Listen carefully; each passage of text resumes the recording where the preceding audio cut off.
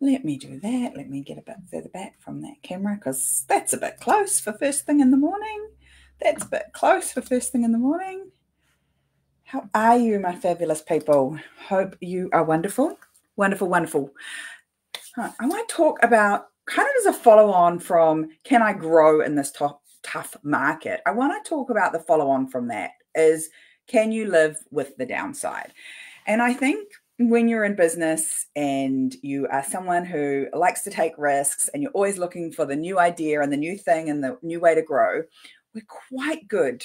We're quite good at being very optimistic. And so we can see all the good things that could potentially happen. And we can go, well, if when this works, this will happen. You know, I'll land that new client, or I'll get these new customers in the door, or I'll have these 3 amazing new employees. So we can really always perceive how it could be great when we take this action. But what we struggle with a little bit is what's the downside? And I think often the flip side of this is that we get stuck in the what ifs. So we want to think about, can I live with the downside? So if I ask this client, if I put this proposal out, if I hire these 2 new employees, if we bring on 4 new customers, what's the downside? Or what's the worst case scenario in terms of what could go wrong here? So if we're pitching a proposal to someone, to let's say a big customer, a big client, someone that we haven't worked with before, but we're really excited to have them come on board and be part of our business. What's the downside? Well, the downside is that you put all this time and effort into this proposal, into this joint venture, into this partnership opportunity, and they say no. And my question is always, can you live with that? Can you live with that downside piece of it didn't go well? If you are signing up, let's say you are like, oh, I'm going to expand in this market. I'm going to take on this new lease. We're going to move to a bigger premises. I'm like, cool. So the downside is with this one is if you sign a lease, I'm going to make the maths easy for me. Let's say you sign a lease for $100,000 a year. It's quite a big lease. $100,000 a year, and you've signed up to it for 3 years with a right of renewal for 3 more. So a 3x3 lease, not uncommon to see. The downside here is if you get in there and it doesn't work, you are on the hook for 100,000 times 3, $300,000 plus probably some side expenses. So you're probably on the hook for some outgoings in terms of power and rates and insurance. So can you live with the downside of that not going well? Now, I think it's unlikely that you're going to take a bath on the 100% of the lease and the outgoings. But that's the downside. That's the reality of if I get in here and this doesn't work, I don't make this a great decision by doing the work and getting a great outcome, then the downside is I've got that cost. So some decisions that we're making, some decisions that we're procrastinating on or putting off, we're putting off because the downside is limited, but we haven't asked what it is. So we're like, oh, it's a lot of work and I'm really worried about doing it. And then they might say no. So that's the downside when I'm putting a proposal out to a great, big, amazing new client. And then the flip side of that is sometimes we don't look at the downside when it's a big investment and the commitment that if it does go wrong is going to cause us some financial challenges.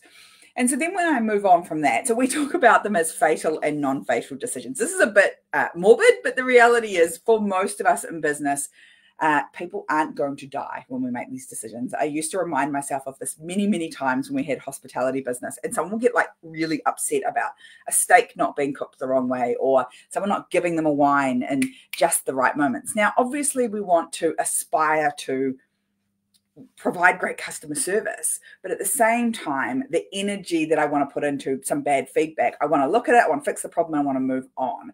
And so we get really heat up about it, and I always say, no one's going to die.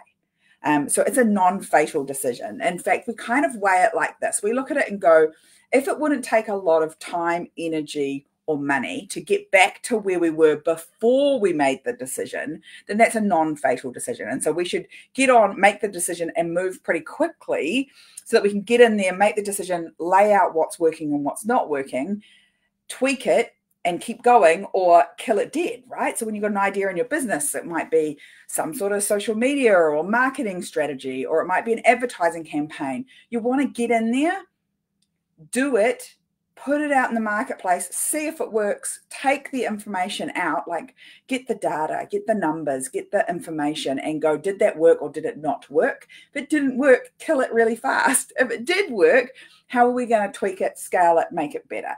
So that's an example of a really non-fatal decision, something with low downside. Can I live with the downside? And then the other frame that I like to put over it is, is it going to matter? Will it matter in 3 hours, 3 days, 3 weeks, 3 months, 3 years, 30 years? Because so much of the stuff that we are worrying about and not making a decision on is actually long-term isn't going to impact you. The downside, you can live with it. It's a non-fatal decision. The downside's livable. It's a non-fatal decision. Actually, you are creating more weight, more decision, more overwhelm by not taking action and holding on to the decision. The unmade decision is much heavier than a made decision that you've taken action on. So if you're looking at your business right now and going, no, there's a few things here that I'm like, I'm not sure. I'm not sure what I should do here. Sometimes checking in on those things. Can I live with the downside? Is this a fatal or non-fatal decision?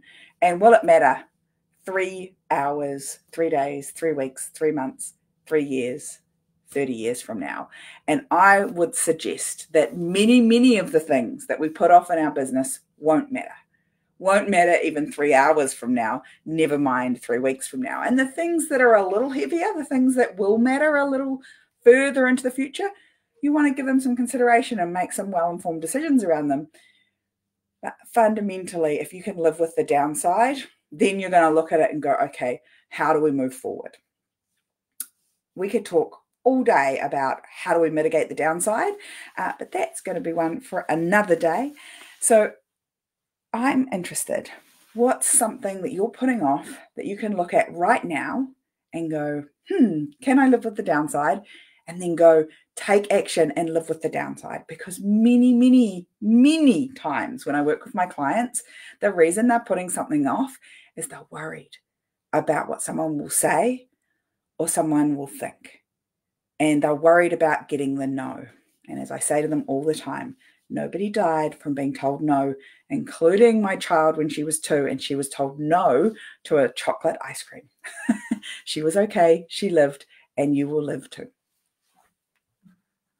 Have a wonderful day.